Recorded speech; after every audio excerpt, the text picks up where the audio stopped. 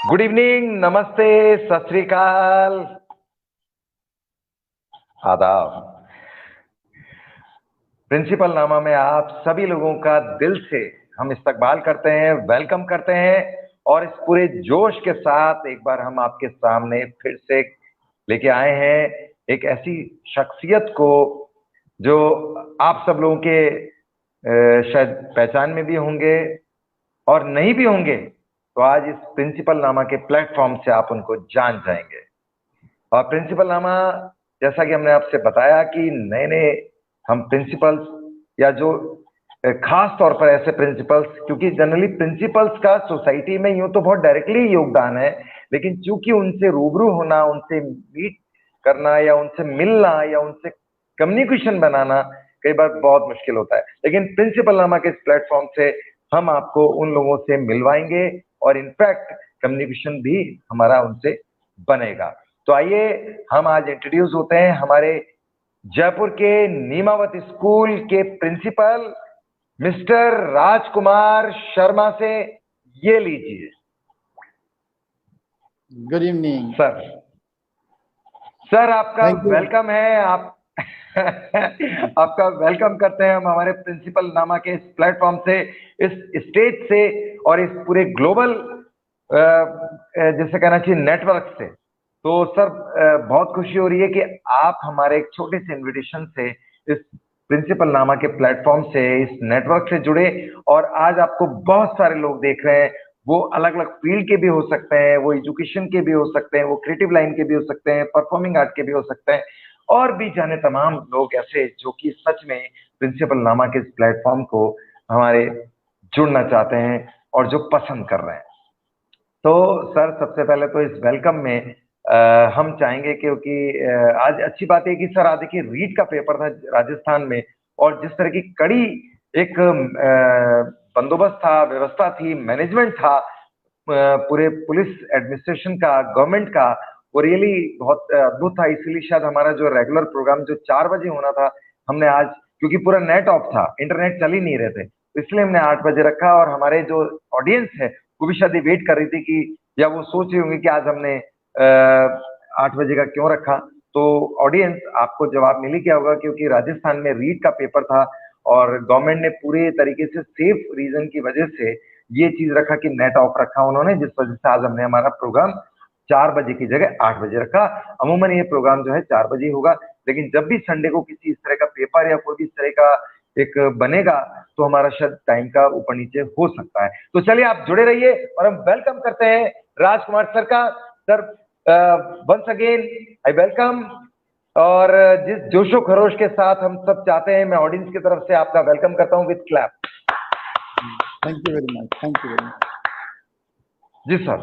तो सर कैसा लग रहा है आपको इस प्रिंसिपल नामा के इस प्लेटफॉर्म से, क्योंकि शाम आज आपकी हो सकता है फैमिली के साथ होती, कहीं और होती, संडे का दिन अमूमन टीचर सोचते हैं या प्रिंसिपल सोचते हैं कि आज तो हमारा, क्योंकि सारे समय वो इतने ऑक्यूपाइड हैं और ऑनलाइन क्लास आने के बाद तो ज्यादा ही वो बिजी हो गए हैं, लेकिन आज कैसा लग रहा है आप?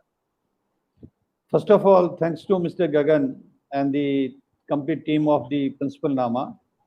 मैं मिस्टर गगन और प्रिंसिपल नामा की पूरी टीम का हृदय से धन्यवाद करता हूं कि they have given such an wonderful opportunity to the academician और यू कैन से एजुकेशनिस्ट। उन्होंने एक इतना बेहतरीन एक प्लेटफॉर्म दिया है प्रिंसिपल्स के लिए अपनी बात को कहने का, पेरेंट्स को समझने का, समझाने का। और आज जहाँ तक आपने बात कही कि आज रीट का एग्ज़ाम था, तो ये भी सरकार की एक बहुत बड़ी उपलब्धि है कि इतनी बड़ी संख्या में बच्चों को एक दिन में पेपर को शांतिपूर्वक और एक डिसिप्लिन वे से करवाना, वो भी सरकार की एक उपलब्धि है, पॉजिटिव थिंग है। और उसमें लोगों का भी जो कंट्रीब्यूशन है, लोगों ने भी जो एक अपना अनुशासन दिखाया है, वो भी एक सराहनीय कदम है।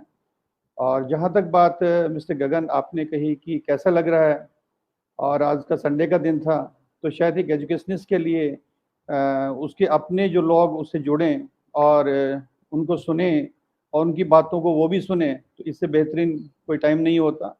और जैसे ही जब भी मैंने इसको शिक्षा को एज ए प्रोफेशन और अपनाया था, तो शायद सारा ही जो जीवन है वो शिक्षा को समर्पित है और ये 31 साल इस शिक्षा में समर्पित ही चल रहे हैं। तो मेरे को तो बहुत खुशी है कि मैं अपने सब परिवार के साथ, शिक्षा का जो परिवार है उनके साथ जुड़ रहा हूँ इस टाइम। तो मेरे लिए तो ये बहुत ही अनमोल क्षण है। It is, I think, a wonderful time for me, and I'm very happy that I'm connecting with all the parents and you can say the students. जी सर, आपने बहुत बड़ी बात कही है और मुझे लगता है हमारी ऑडियंस इस बात से बहुत इंस्पायर्ड हुई होगी, उनको बहुत खुशी मिली होगी। 31 साल जिंदगी के आपने, मतलब आफ्टर एजुकेशन, ऑडियंस की बहुत बड़ी बात है कि 31 साल सर ने जो दिए हैं वो बहुत ही एक बड़ा और एक लॉन्ग एक्सपीरियंस है।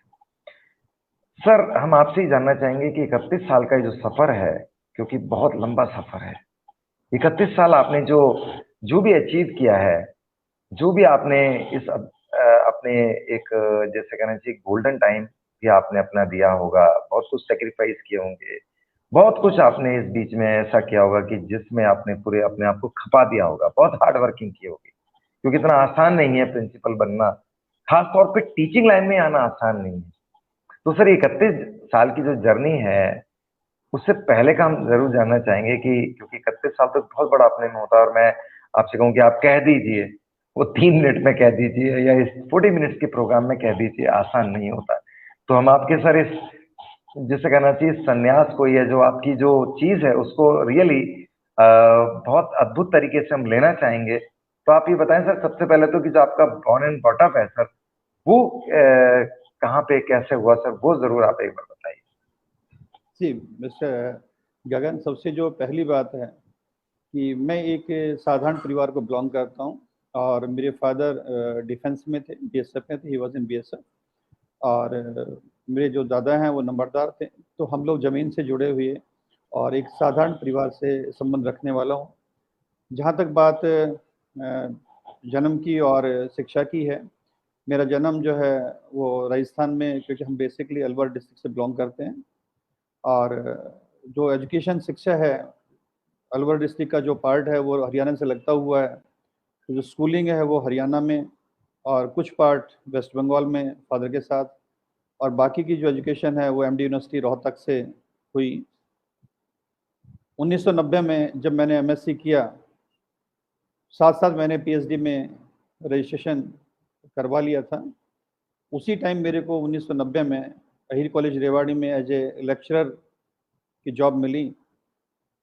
साथ साथ पीएचडी भी और लेक्चरशिप भी दोनों चल रहे थे।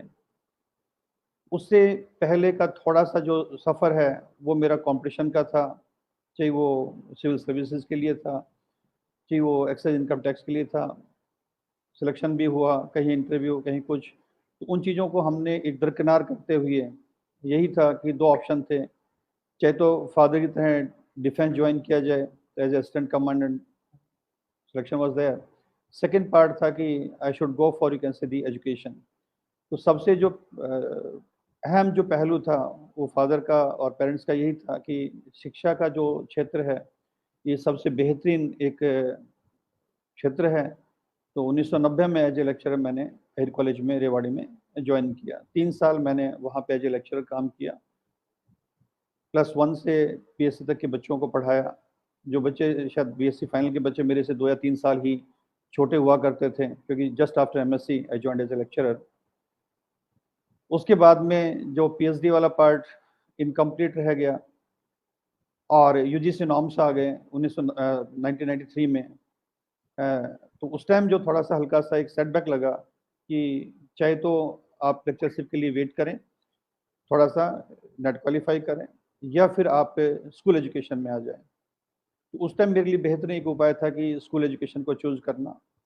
फिर मैंने मॉडर्न बिहाड़ी से स्टार्ट करके फिर 13 साल बिरला, 12 साल बिरला पब्लिक स्कूल पिलानी में मैंने जर्नी स्टार्ट की एज ए पीजीटी बायोलॉजी।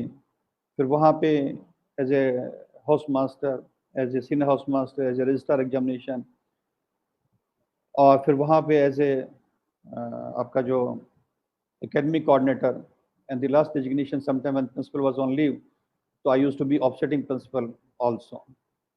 2008 में 2008 I departed from Bidla Public School Pilani and I joined as a lecturer That was the time you can say I joined Sanskar Bharati.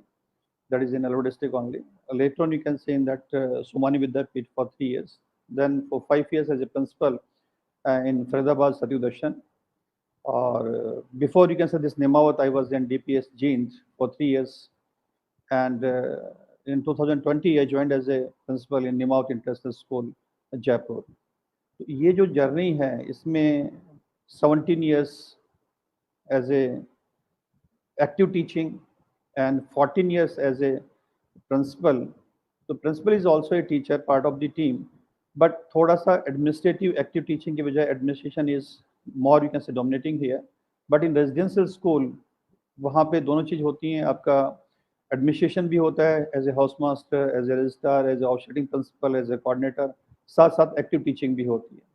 और यहाँ भी जब principal के बाद भी मैंने यही किया कि आई यूज टू टेक 1 क्लास बच्चों से, क्योंकि बच्चों से प्रिंसिपल का एक सीधा संवाद होना चाहिए।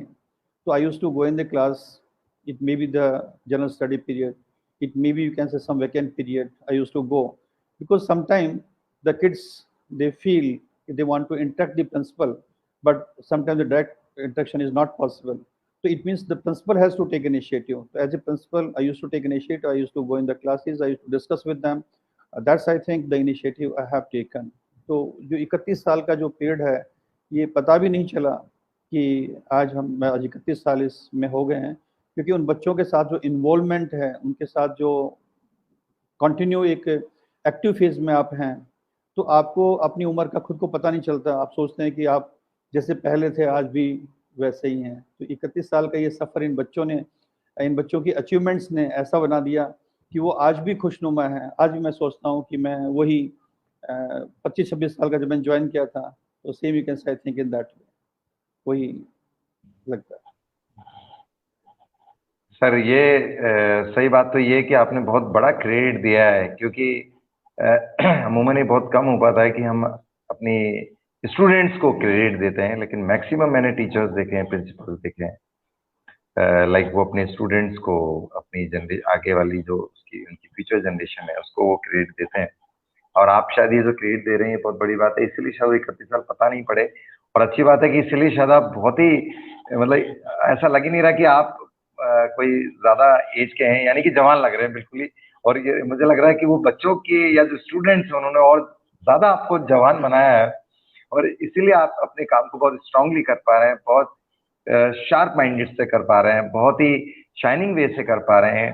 तो ये बहुत एक अच्छी बात है एजुकेशन के लिए, क्योंकि सिर्फ मुझे लगता है कि प्रिंसिपल जो है वो प्रिंसिपल एक स्कूल के लिए नहीं होता, वो पूरे एक समाज, सोसाइटी या पूरे जितने भी लोग हैं उनके लिए, जो खास तौर पे लर्नर्स हैं, उन सब के लिए प्रिंसिपल होता है, एक सिस्टम होता है। तो बहुत बड़ी बात है। और आपने जो जिस तरह की बातें की हैं वो पॉजिटिव और बहुत एक फीलिंग के साथ की हैं, तो ये बहुत ही अच्छी बात है सर। सर ये जो 31 साल का सफर जो आपने चूंकि बहुत ही स्टेप बाय स्टेप बताया कि जैसे एक छोटा बच्चा आता है और वो पहले स्टेप में जाता है, फिर LKG, UKG, फिर फर्स्ट, सेकंड, थर्ड, फिफ्थ, फिर वो अपनी मिडिल एजुकेशन कंप्लीट करता है, फिर वो अपनी सीनियर जो कंप्लीट करता है, फिर वो कॉलेज में आता है। तो ये जो आपने स्टेप बाय स्टेप बताया, कभी ऐसे में ये हुआ कि कभी आपने अपना पेशेंस लूज किया हो? क्योंकि जितना मैं आपको जानता हूँ, कुछ आपसे पर्सनल भी मेरी बातें हुई हैं।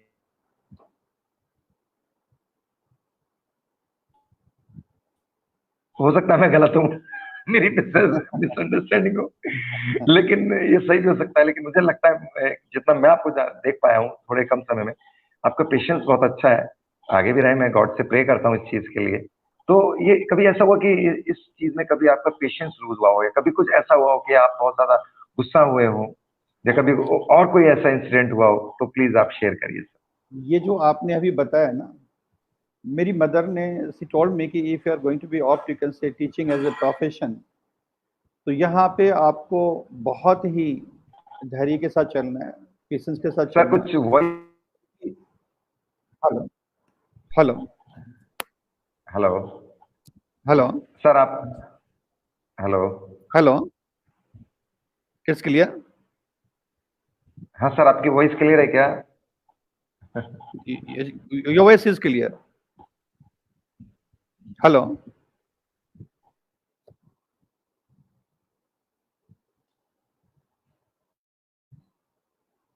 Hello,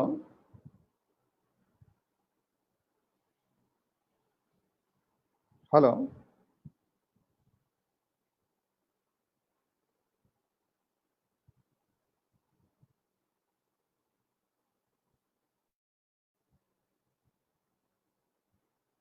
hello, mister Gagan, hello, hello,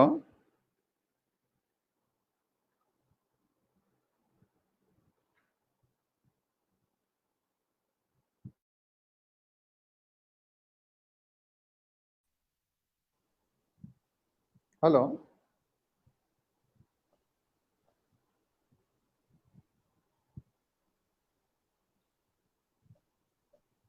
yes sir. Yes, no it's fine, ठीक है, yes sir, you tell me sir.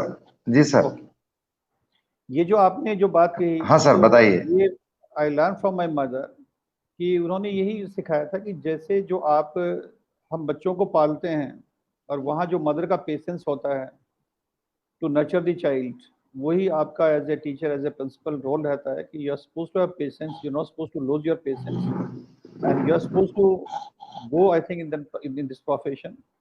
तो इसलिए मैं हमेशा बच्चों से एक ही चीज़ सीखता हूँ और एक ही बात मैं टीचर्स को बताता हूँ कि क्या तो बच्चों को आप अपने लेवल पे ले आइए, या you are suppose to come on their level, तो वो बच्चे आपके लेवल पे नहीं आ सकते। तो it means you have to bend down, you have to bend down means you are supposed to come on their level and you are supposed to treat them in that way कि they are supposed to feel comfortable। जब तक बच्चा teacher से attach नहीं होता है, connect नहीं होता है, जो भी whatever you want to give, जो भी आप देना चाहते हैं, it is difficult for the child to accept और रिसीव। तो इसलिए ये जो पेशेंस लेवल की बात कही है, I always share with my teachers, always you can say I think groom them, always you can say I think explain them the importance of the patience. कि ये टीचर की एक बहुत बड़ी खूबी है कि उसमें धैर्य हो, उसमें पेशेंस हो। और पेरेंट्स को भी I use to explain them also कि वो बच्चे को समझने की कोशिश करें। when the parent, you can say, will understand the child, and I think it is a better, the child will not, you can say, I think, disclose in front of the others, in place of that one the child will, you can say, disclose in front of the parents। तो हमेशा teacher के चाहे parents के relation बच्चे के साथ ऐसा हो कि बच्चा अपने दुख सुख की बात, अपनी बातें अपने पेरेंट्स को बता सके, बच्चा कहीं गलत जगह पे ना जाए। और as a mentor, the teacher, they are suppose to be in that way the positive with the child कि बच्चा भी अपने मन की बात अपने टीचर से कर सके। तो इन that way I think the transparency is maintained, और वो जो ट्रांसपेरेंसी है वही कहीं ना कहीं इस शिक्षा की जो पहली सीढ़ी है। और वो ये जो धैर्य के साथ जो आप उसको लेके चलते हैं और बच्चे में ये जो एक हैबिट डेवलप करते हैं, तो ये भी शायद शिक्षा की सबसे महत्वपूर्ण कड़ी है और महत्वपूर्ण कदम है जो टीचर्स में एक क्वालिटी है टीचर के अंदर होनी चाहिए। तो शायद इस तरह का कई बार गुस्सा आता भी है, but I used to think it, I have to again, you can say, give a second thought to my self कि ये बच्चे हैं, इन पे गुस्सा करने की बजाय इनके साथ इन्वॉल्वमेंट होना, दैट इज़ मोर इम्पॉर्टेंट। इसलिए फिर मैंने अपने यहाँ पे जब से प्रिंसिपल बना, उससे पहले भी एज ए हाउस मास्टर भी, कि एक ओपन डोर पॉलिसी मैंने अपना रखी है। ओपन डोर पॉलिसी का मतलब होता है कि जब बच्चे को कोई दिक्कत हो, तो without I think taking permission from anyone, directly they can come to my office, or directly they can, you can say, I think, share their problem with me. So I think this is the liberty I have given under the open door policy. So in that one, the children, they feel themselves, you can say, little bit free. लेकिन उनको ये भी पता है कि आप कोई गलत काम भी करते हैं तो sir will not spare you. तो ये दोनों जो चीजें हैं वो साइड बाय साइड चलती हैं कि एक साइड उनको फ्रीडम है कि वो अपने मन की बात, अपनी दिक्कत, अपनी प्रॉब्लम्स को वो प्रिंसिपल के साथ ओपनली शेयर करें under the open door policy. Second जो चीजें हैं वो ये है कि वो चीज़ों को मैनिपुलेट ना करें। तो उन बच्चों को पता लगता है, रहता है कि अगर हमें कोई तकलीफ है, परेशानी है, तो as a student we are supposed to share with the class teacher, subject teacher. If you're not getting any solution, the principal is with us. So I think that type of confidence I used to give my kids, so then they feel कि principal is also the part of, you can say, our system. It is not in that way कि you are supposed to take permission, you are supposed to, I think, inform in advance. So immediately you can say principal is available with them. तो principal उनके साथ available है.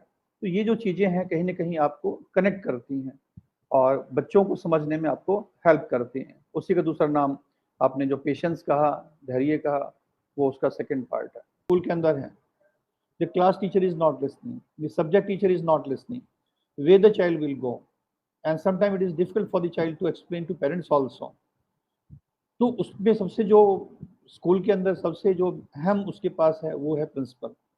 और अगर principal ने उनको open door policy दिया हुआ है तो under the open door policy they can come to my office, they can just ask take permission to enter and they can explain about themselves कि sir I am suffering from this one, this problem is there.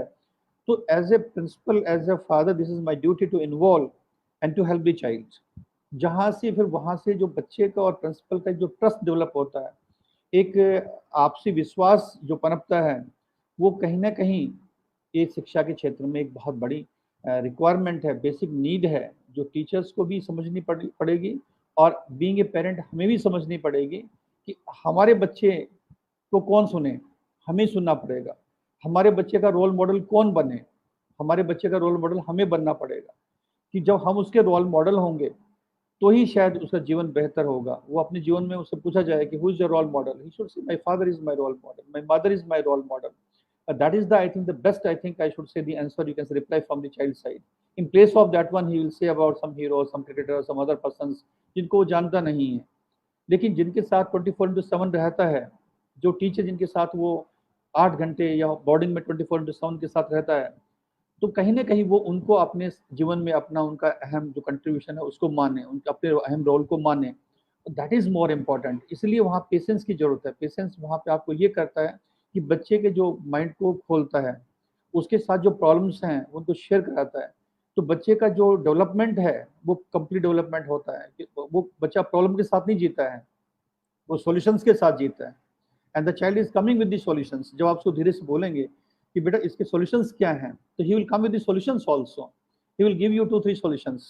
Whatever you want, you modify, you change and you can say give the solution to the child. तो इसके जो बच्चा है वो हमेशा एक problem का पार्ट नहीं रहता, बच्चा सॉल्यूशन का पार्ट भी बनता है. तो वो जो जीवन में हमें उसको सिखाना है, द प्रॉब्लम सॉल्विंग स्किल, तो I think we can involve in that way. The child will go for the problem solving technique in place of the child should be the part of the problem.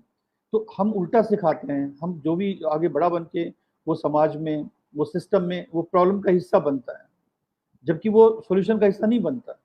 तो अगर उसको हम इस patience से सिखाएं और patience से develop करें, तो वो समाज में आगे सॉल्यूशन का हिस्सा बनता है, ना कि प्रॉब्लम का हिस्सा बनता है. तो that is the part of that one. Sir आपने बहुत बड़ी बात बताई है और मुझे लगता है कि पेशेंस पर एक तरीके से ये पूरा एक लेसन जो है बड़ा इम्पोर्टेंट रहा. और रियली हम लोग सोचते हैं कि सिर्फ कुछ नेसेसरी सब्जेक्ट्स हैं वही इम्पोर्टेंट है, लेकिन जो इस तरह के कुछ ग्रूमिंग से रिलेटेड जो चैप्टर है या टॉपिक हैं, जैसे ग्रूमिंग पर्सनैलिटी या पर्सनैलिटी डेवलपमेंट है या पेशेंस है या आईक्यू जो लेवल होता है, ये बहुत ही इंपॉर्टेंट है हमारी एजुकेशन के साथ में भी. लेकिन कई बार क्या होता है कि हम इन चीजों को लैग कर जाते हैं या इन चीजों पे हम बहुत ज्यादा डिस्कस नहीं करते हैं, तो जिस वजह से स्टूडेंट को कई बार तो पता ही नहीं चलता कि उसकी प्रॉब्लम क्या है. उसको शायद ये ज्यादा लगता है कि नहीं मेरी मैथमेटिक्स वीक है या मेरी इंग्लिश वीक है या मेरी साइंस वीक है. लेकिन जब हम उसको ये बताते हैं कि नहीं बेटा ये चीजें भी इंपॉर्टेंट है, यानी कि ग्रूमिंग, पर्सनालिटी डेवलपमेंट या जैसे आपने भी पेशेंस को लेके इतने बड़ी बात कही, तो मुझे लगता है ऑडियंस इस चीज का हमें बहुत बड़ी हमारे लिए लर्निंग है जो आज सर ने कही है. और पेशेंस एक जैसी चीज है, इसी तरह की लाइफ में हमारे स्टेप पे बहुत सारे इस तरह के टॉपिक या सब्जेक्ट्स आएंगे जिनको कि शायद हम कवर करते चलें, जिनको कि हम समझते चलें, तो हमारे नेसेसरी सब्जेक्ट्स हैं वो भी हमारे बहुत स्ट्रांग हो जाएंगे. सर हमारी ऑडियंस भी जानना चाहेगी और मैं भी बताना चाहूंगा ऑडियंस में. आपको बता दूं कि सर का एक तरीके से जो बॉर्न एंड बॉटम, जैसे सर ने कहा कि अलवर है, लेकिन आपको बड़ा अद्भुत लगेगा कि सर की जो एजुकेशन है थ्रू आउट वो हरियाणा में है. अभी कैसे हुआ? एक तो ये होता है कि आप अपने सिटी को या अपने टाउन को छोड़कर दूसरी जगह जाते हैं या स्टेट चेंज करते हैं, तो वहां पे आपका एरिया चेंज हो गया। लेकिन कैन यू बिलीव कि सर ने अपना एरिया भी चेंज नहीं किया और हरियाणा राजस्थान में पले बड़े, लेकिन एजुकेशन या जो बोर्ड रहा वो सर का हरियाणा रहा। ये मैजिक कैसे हो, मैं बता सकता हूं, लेकिन मुझे अच्छा लगेगा कि सर बताएं। तो मुझे लगता है क्योंकि आपको उन्हीं की जुबानी सुननी है। यस सर, प्लीज आप बताएं कि ये कैसे हुआ, ये मैजिक कैसे हुआ। ये एक्चुअली ये it is not a magic. ये जो स्टेट्स का जो डिस्ट्रीब्यूशन है वो ऐसा है कि जो अलवर डिस्ट्रिक्ट का जो पार्ट है वो हरियाणा के बॉर्डर लाइन के ऊपर है। तो I think we're on the border line of the Haryana and Rajasthan. तो हरियाणा के जो है वो वहाँ पे नज़दीक पड़ता है। जैसे कि आपका रोहतक है, that is you can say closer to, then you can say the Jaipur is there. तो सेकंड बात ये थी कि जो बोर्डिंग स्कूल में मेरे को बोर्डिंग में हॉस्टल में रहना था। तो after class 10th I was in boarding only, hostel only, college में भी फिर पीजी में भी। तो that was also you can say helpful for me, you can say to develop my self, one part. Second ये था कि जैसे कि उस टाइम एमएससी जो बायोसाइंसिस है, लाइफ साइंसिस है, ये एक नया सब्जेक्ट आया था। क्योंकि बाकी जो ट्रेडिशनल है जैसे कि एमएससी बॉटनी है, एमएससी जियोलॉजी है, लेकिन एमएससी बायोसाइंसिस उस टाइम नया आया था। तो इट वाज आल्सो एक क्रेज टू कैसे join MSc biosciences to go for the research. तो फिर मैंने टिश्यू कल्चर में रिसर्च ज्वाइन किया था एमडी यूनिवर्सिटी में। तो ये जो आपने जो कहा बस उसका यही है। उसके बाद में फिर मैंने हरियाणा में एज ए लेक्चरर ज्वाइन किया, वो भी फिर बॉर्डर लाइन पे है रेवाड़ी। उसके बाद में फिर बिरला पिलानी में गया, that is also in Rajasthan. फिर वहाँ भी मैंने 12 ईयर्स स्पेंड किए बिरला पब्लिक स्कूल के साथ। और निमावत ग्रुप के साथ फिर जो मेरा अटैचमेंट है, क्योंकि पिलानी के पास ही फतेहपुर शेखावाटी है, जहाँ निमावत ग्रुप का अपना एक बहुत पुराना रेजिडेंशियल स्कूल है, निमावत पब्लिक स्कूल। तो उनका भी अपने एजुकेशन में बहुत बड़ा एक नाम है।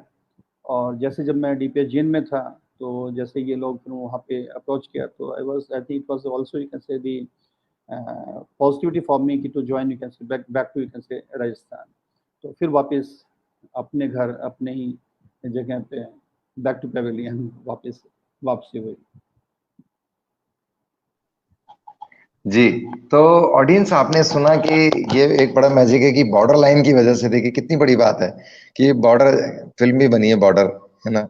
तो एक बॉर्डर लाइन की वजह से आप कहाँ आपका जन्म होता है और कहाँ आपकी एजुकेशन या उसकी वजह से स्टेट या जगह चेंज हो जाती है। तो ये भी एक बड़ी बात है। और इसलिए सर का जो मैक्सिमम जगह जो है वो आई थिंक जो गुजरा है वो हरियाणा, यानी कि एजुकेशन के हिसाब से वो हरियाणा। और जैसे कि सर ने बताया कि अभी लास्ट उन्होंने चूंकि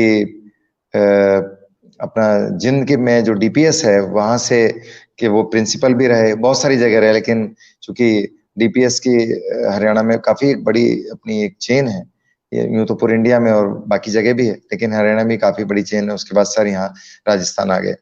सर ये सब जर्नी जो आपकी 31 साल की रही, आपका ये जो एजुकेशन वर्क रहा, इस बीच में एक ये होता है ना कि जो कि आप पढ़ते ही गए, या जनरली हम ये मानते हैं कि टीचिंग लाइन थोड़ा सा उसमें इंसान को अपना गंभीरता रखनी पड़ती है, सिंसिटी रखनी पड़ती है।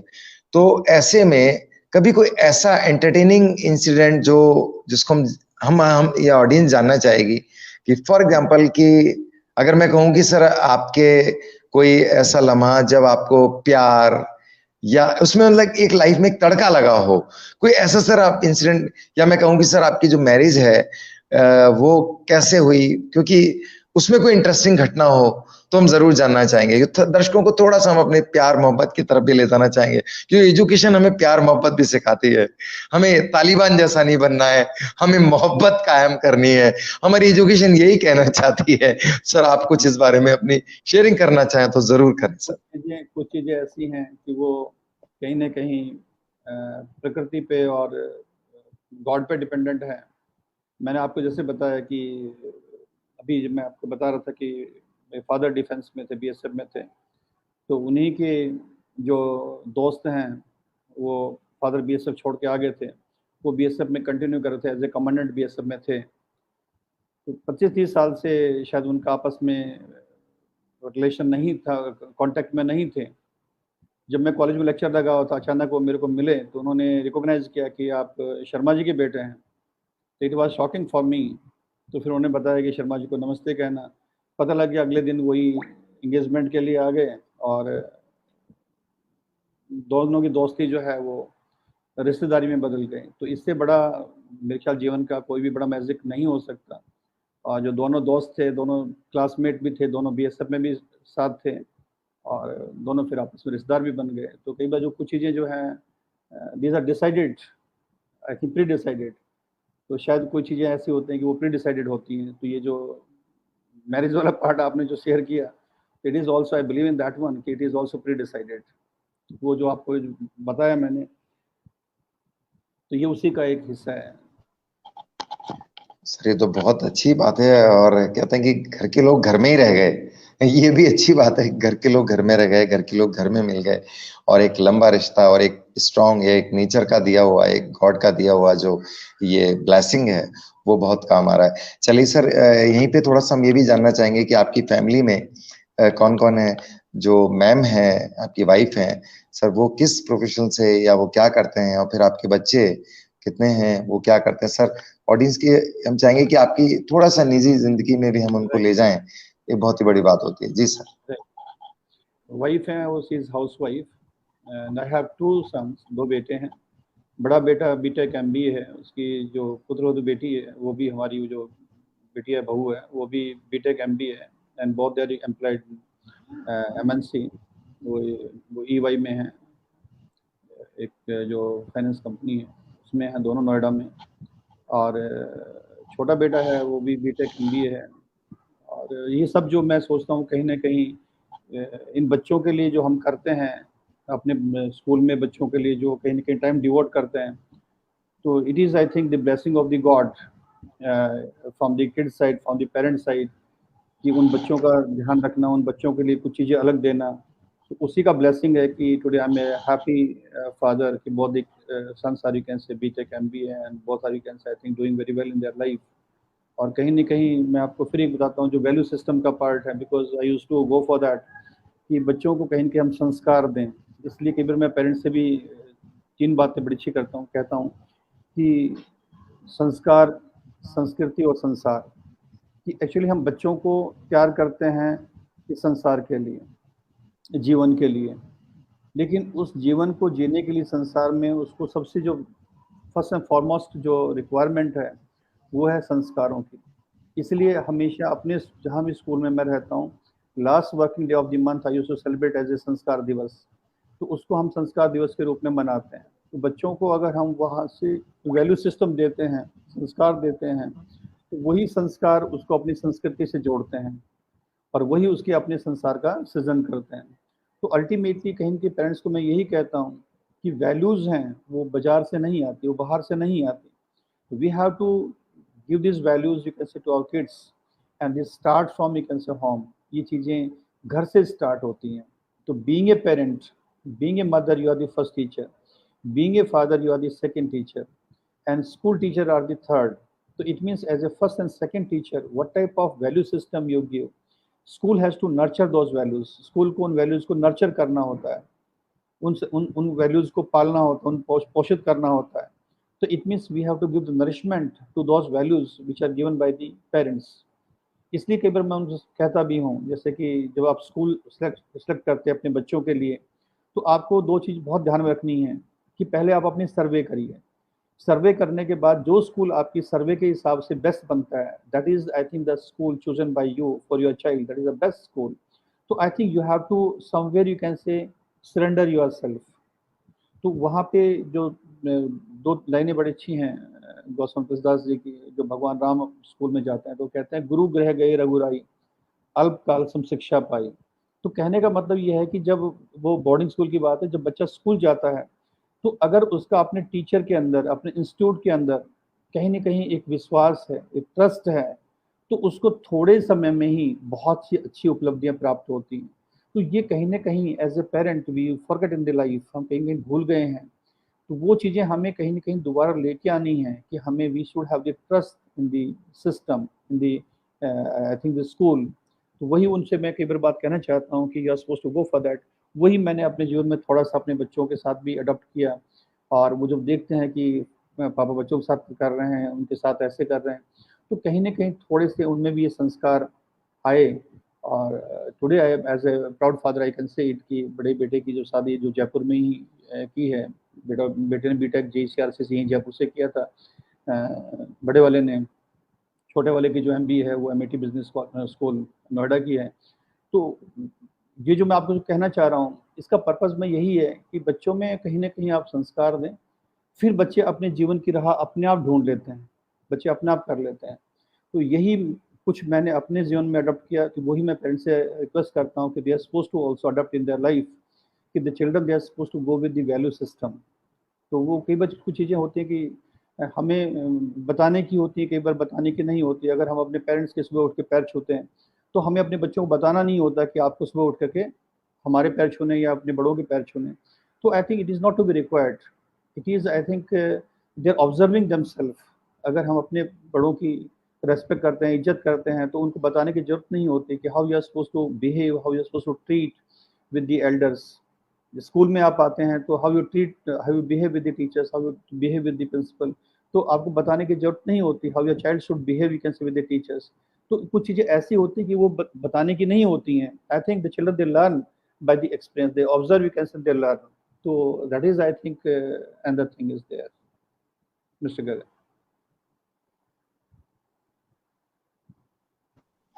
बिल्कुल सर, आपने सही कहा। और ये आपने दोहों के माध्यम से भी, जो आपने दोहे के माध्यम से जो हमारी ऑडियंस को बताया, आज की जनरेशन को बताया, मुझे बहुत अच्छा लग रहा है। क्योंकि जो हमारे साथ में बच्चे जुड़े हुए होंगे, जो पेरेंट्स जुड़े हुए होंगे, जो टीचर्स जुड़े होंगे, वो बात को बहुत अच्छे से सुन रहे होंगे।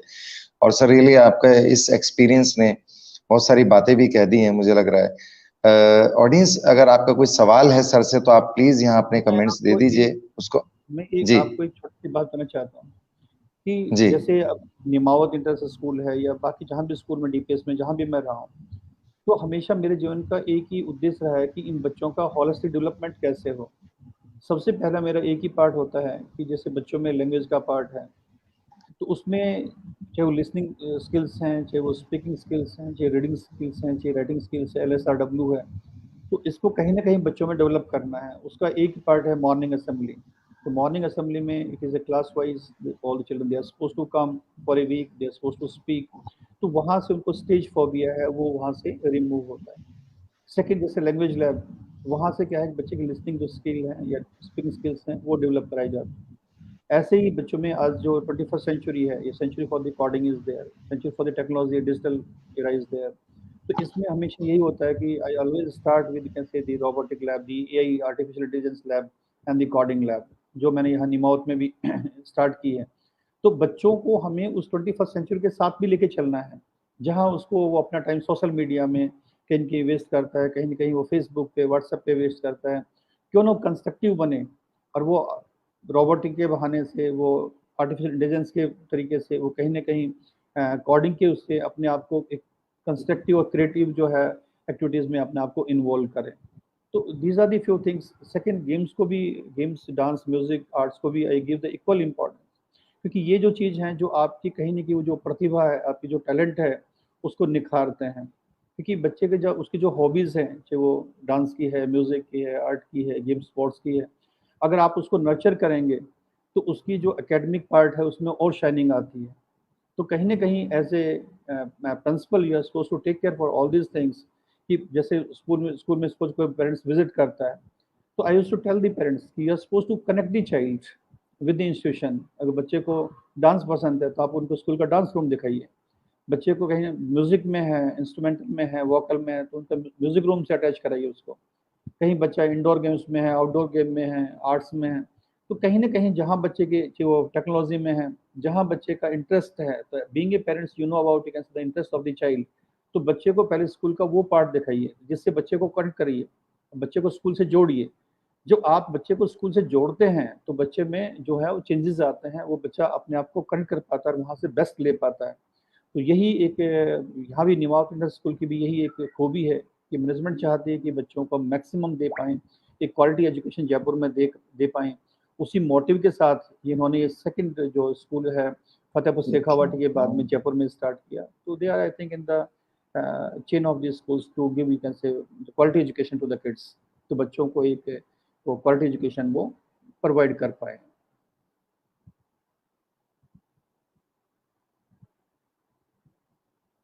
और कहीं ना कहीं स्टाफ का डेडिकेशन है, डिवोशन है, वो भी। ऑडियंस, सर ने चूंकि शुरू में ही पेशेंस के ऊपर सेशन ले लिया था, तो हमें पूरा आप पे ट्रस्ट है कि आप भी पेशेंस के साथ होंगे, क्योंकि आज जैसा कि बताया कि पूरे दिन राजस्थान में नेट जो है वो नहीं था, और जब ऑन हुआ तो बहुत सारी जगह आई थिंक इसी वजह से नेटवर्क की बड़ी प्रॉब्लम हो रही है। लेकिन आप इसके साथ बने रहेंगे ये हमें पता है। और सर अपनी बात को जो बता रहे थे कि जिस तरह के अभी प्रिंसिपलशिप में या इन्होंने अपनी टीचिंग जर्नी में जो जो चीजें क्रिएट की हैं, कर रहे हैं, और खासतौर पे चाहे वो इनके पुराने स्कूल्स हों और चाहे अब नीमावती स्कूल ऑडियंस शेखावटी एरिया का बड़ा एक तरीके से पॉपुलर स्कूल है, और यहाँ जयपुर में उसका ब्रांच आ चुका है। और सर इस समय वहाँ के प्रिंसिपल हैं।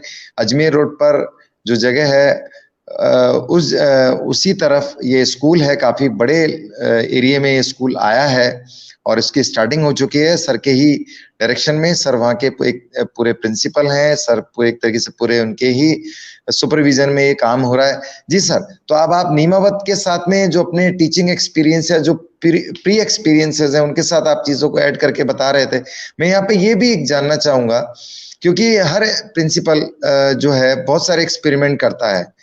आप आने वाले समय के लिए क्या किस तरीके की टीचिंग मेथड को, या जो एक्सपीरियंस के साथ में, या जो नए इनोवेटिव हैं, क्या एक्सपेरिमेंट कर रहे हैं खास तौर पे नीमावत के लिए, वो जरूर हमें सर बताइए सर।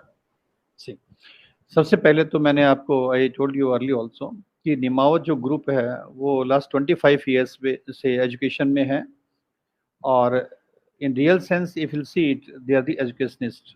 तो वहाँ उन्होंने एक बोर्डिंग स्कूल के रूप में अपनी एक अच्छी छवि, और जो उनके जो प्रोडक्ट हैं, जो उनके बच्चे हैं, वो जीवन में बहुत अच्छा कर रहे हैं। उसी के बाद उन्होंने ये एक फैसला लिया कि जयपुर में भी उनका एक स्कूल होना चाहिए, तो नीमावत इंटरनेशनल के नाम से उन्होंने ये स्टार्ट किया, जो कि आपका कलवाड़ा न्यूटा रोड के ऊपर है। अब जो महापुरा के नज़दीक है। अब जो क्वेश्चन है कि स्कूल का इनिशिएटिव हमेशा क्या होता है, स्कूल का एक जो विज़न होता है वो हमेशा एक प्रिंसिपल और मैनेजमेंट के साथ चलता है।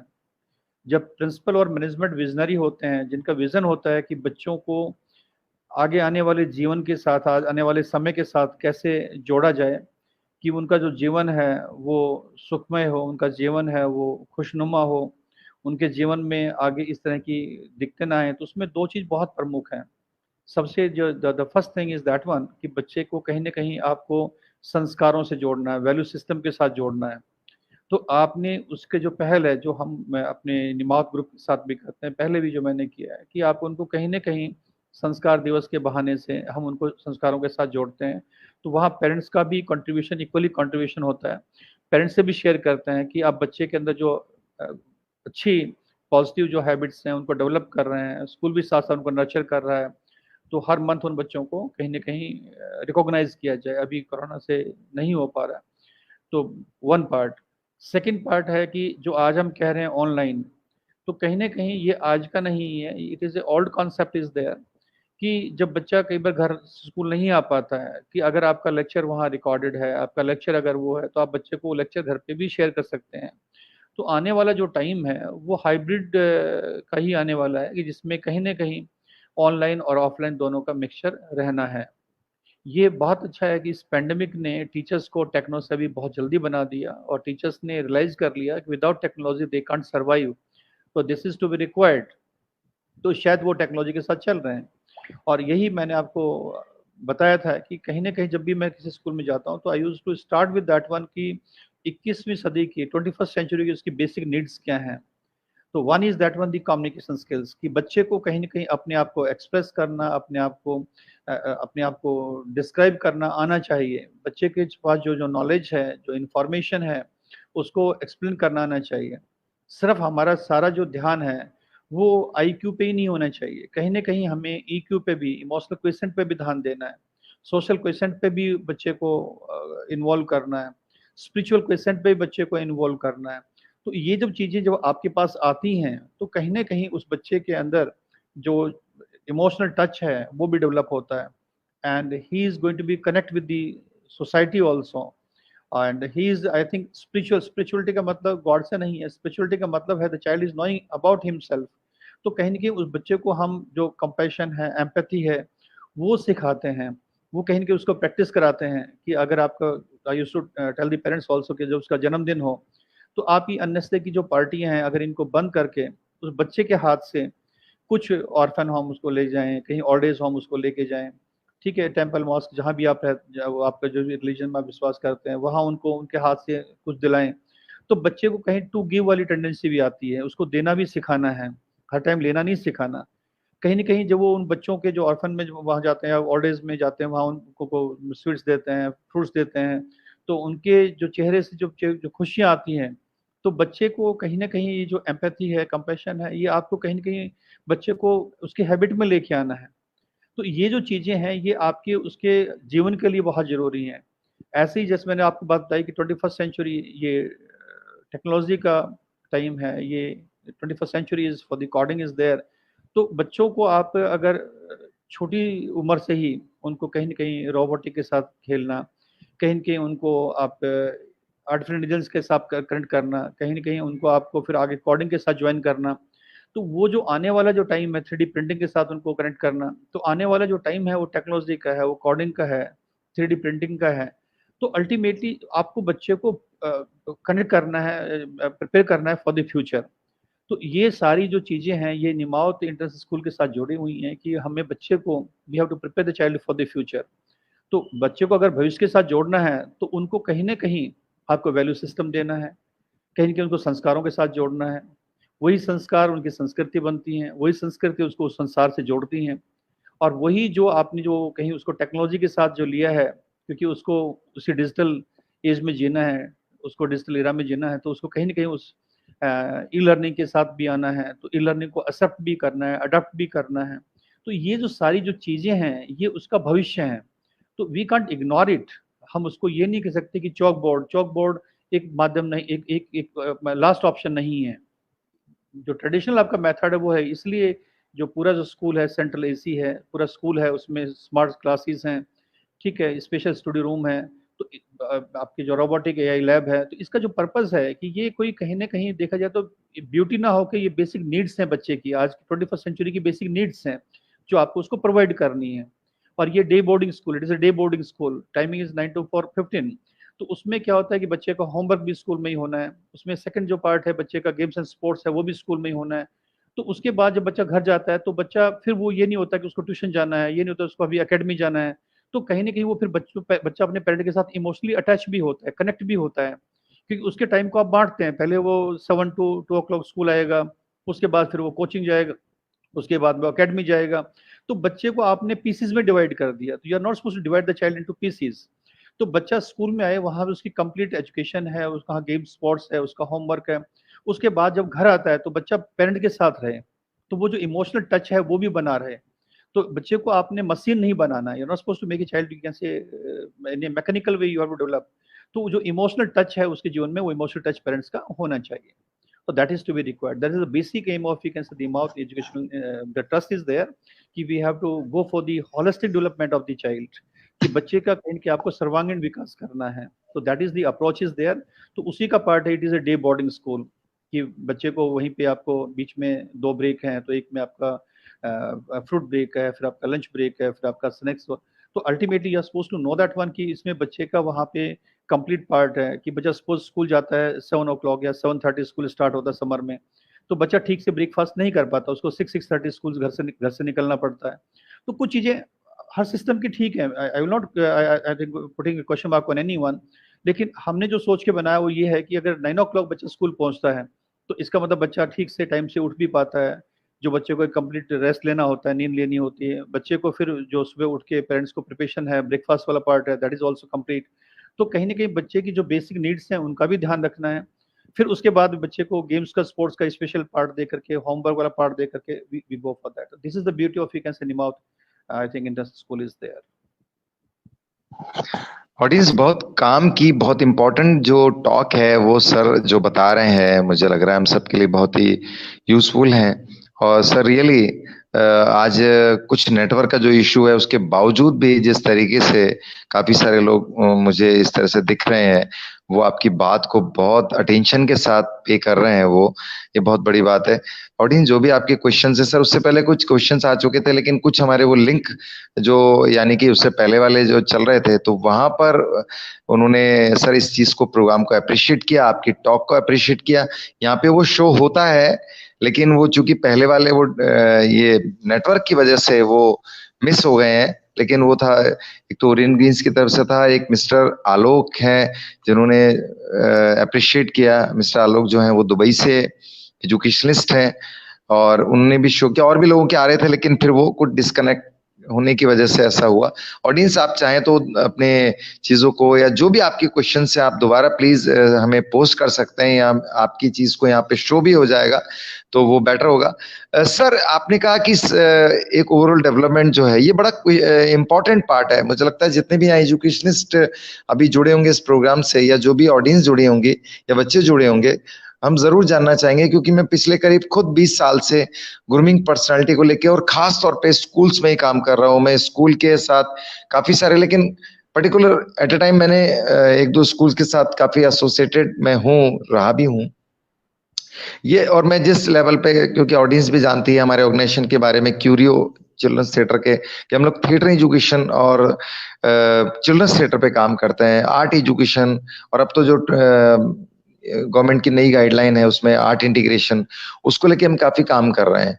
कहने को हम भी जैसे बात करते हैं, और डेवलप होता भी है कि ग्रूमिंग पर्सनालिटी, लेकिन एक तो मैं एक आर्टिस्ट या एक NH expert of theatre education के नाते एक बात बोलूं कि हाँ, हम लोग के पास अपनी टेक्निक है कि हम सब्जेक्ट के साथ में उन चीजों को कोऑर्डिनेट करते हुए या कनेक्ट करते हुए कि बच्चों का सब्जेक्ट भी स्ट्रांग हो जाए, लेकिन एक्टिविटी के साथ में उनकी ग्रूमिंग पर्सनैलिटी भी डेवलप हो। अब मैं अगर बात करूं एकेडमिक्स लेवल पे, क्योंकि आपका एरिया एकेडमिक्स है और डेफिनेटली, लेकिन जब आप प्रिंसिपल होते हैं तो प्रिंसिपल के पास में सारी चीजें होती हैं, उसके पास एकेडमिक्स भी है, स्पोर्ट्स भी है, मैनेजमेंट भी है, अकाउंट्स भी है, ट्रांसपोर्टेशन भी, मतलब उसके उसमें होता है एक तरीके से रिस्पॉन्सिबिलिटी में। और ये जो ग्रूमिंग पर्सनैलिटी वाली जो हम बात करते हैं, यहाँ पर हम जरूर जानना चाहेंगे कि ग्रूमिंग पर्सनैलिटी आप किस तरीके से एक्सप्लोर करते हैं, या जो आपका प्री एक्सपीरियंस है, या जो नियमावत तरीके से जो नया सोसाइटी है उसमें कैसे आप डेवलप करेंगे कि जिससे बच्चा साइंस, मैथ या जो भी इसके नेसेसरी सब्जेक्ट्स हैं उसमें भी स्ट्रांग हो, लेकिन उसकी ग्रूमिंग पर्सनैलिटी भी हो, या उसका सर्वांगीण विकास जो अभी आपने इस्तेमाल किया, ये जो लाइन इस्तेमाल किया, कैसे डेवलप करेंगे, क्या माध्यम होंगे, क्या क्या टूल होंगे, सर उस बारे में जरूर बताइए। Mister Gagan, it is I think beautiful question जो आपने पूछा है। जैसे कि मैंने आपको आई टोल्ड यू कि जो बच्चे के अंदर जो एस्थेटिक वैल्यूज़ हैं, जब आप बच्चे को आर्ट रूम में ले जाते हैं, बच्चा कोई भी आर्ट्स का अपना वो करता है, तो उसका कहीं ना कहीं उसका जो एस्थेटिक वैल्यू है वो निकल के आता है। सबसे बड़ी बात जो आज है कि आज बच्चे हैं अपने आप को एक्सप्रेस नहीं कर पा रहे हैं, बच्चे चीज़ों को अपने साथ रखते हैं। तो मेरा हमेशा से हर स्कूल में ये रहा है कि आई ऑलवेज यू कैन से गो फॉर द थिएटर। चाहिए जैसे मैं सत्यु फरीदाबाद में था तो वहाँ भी जैसे रशियन ग्रुप थिएटर ग्रुप को मैंने इनवाइट किया, और भी इंटरनेशनल ग्रुप्स को मैंने इनवाइट किया। और यहाँ भी मेरी पहल यही है कि मैं यहाँ भी निमावत में भी, यहाँ भी जैसे स्कूल खोलते हैं तो I invite this theatre part also. Theatre का जो पर्पज़ है वो बहुत ही सिंपल पर्पज़ है कि बच्चे को एक्सप्रेस करना आना चाहिए। बच्चा अपनी फीलिंग्स को, अपने आप को उस करेक्टर में जिए, बच्चा अपने आप को एक्सप्रेस करें। तो बच्चे के अंदर जो चीज़ें हैं वो उसके जो क्या है कि जैसे आप कहते हैं कि वो चीज़ों को, नेगेटिव चीज़ों को अपने साथ रखता रहता है, लेकिन जब वो अपने आप को एक्सप्रेस करता है through theatre, he is involving himself, he is participating in that one, तो बच्चे के अंदर कहीं ना कहीं जो नेगेटिविटी है उसकी निकलती रहती है। And the child you can say is active one. जैसे कई बार हमने कहा कि बच्चे को प्रेयर वाली बात है, या हमने कहा कि जो ओम जो शब्द है इसका उच्चारण की बात है, कुछ चीज़ें ऐसी होती हैं कि जो आपके ब्रेन को, आपके बॉडी को रिफ्रेश करती हैं।